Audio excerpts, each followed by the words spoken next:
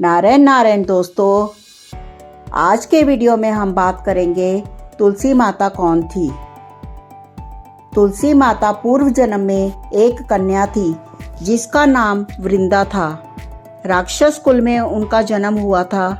बचपन से ही वो भगवान विष्णु की भक्त थी। बड़े ही प्रेम से भगवान की सेवा पूजा किया करती थी। जब वह बड़ी हुई तो उनका विवाह राक्षस कुल में दानवराज जलंधर से हो गया। जलंधर समुद्र से उत्पन्न हुआ था। वृंदा बड़ी ही पतिव्रता स्त्री थी, सदा अपने पति की सेवा किया करती थी।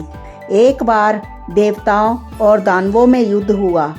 जब जलंधर युद्ध पर जाने लगे तो वृंदा ने कहा, स्वामी आप युद्ध पर जा रहे हैं, आप जब तक युद्ध में रहेंगे मैं पूजा में बैठकर आपकी जीत के लिए अनुष्ठान करूंगी, और जब तक आप वापस नहीं आ जाते मैं अपना संकल्प नहीं त्यागूंगी। जलंधर तो युद्ध में चले गए और वृंदा व्रत का संकल्प लेकर पूजा में बैठ गई। उनके व्रत के प्रभाव से देवता भी जलंधर को हरा नहीं पा रहे थे। सारे देवता जब हारने लगे तो विष्णु जी के पास गए। सबने भगवान जी से प्रार्थना की तो भगवान कहने लगे कि वृंदा मेरी परम भक्त है, मैं उसके साथ छल नहीं कर सकता।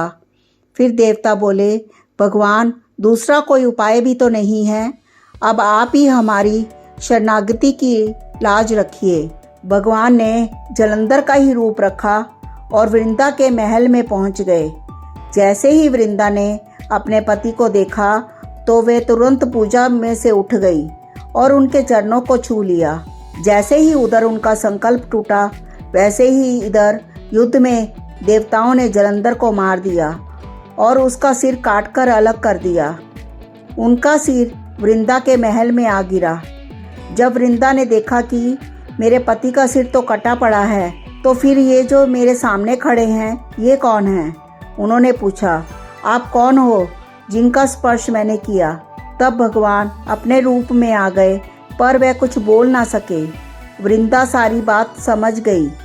उन्होंने भगवान को श्राप दे दिया, आप पत्थर के हो जाओ, और भगवान तुरंत पत्थर के हो गए।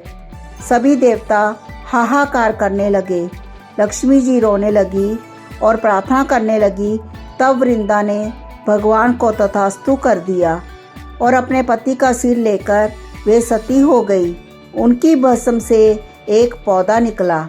तब भगवान विष्णु जी ने कहा, आज से इनका नाम तुलसी है और मेरा एक रूप इस पत्थर के रूप में रहेगा, जिसे शालिग्राम के नाम से तुलसी जी के साथ ही पूजा जाएगा, और मैं बिना तुलसी जी के भोग स्वीकार नहीं करूँगा।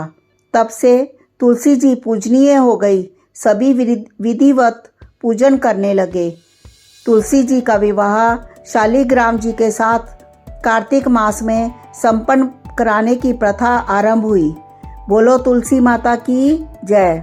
दोस्तों, अगर आपको ये जानकारी अच्छी लगी हो तो इस वीडियो को लाइक करिए, ज़्यादा से ज़्यादा शेयर करिए और हमारे इस चैनल को सब्सक्राइब करना ना भूलिए।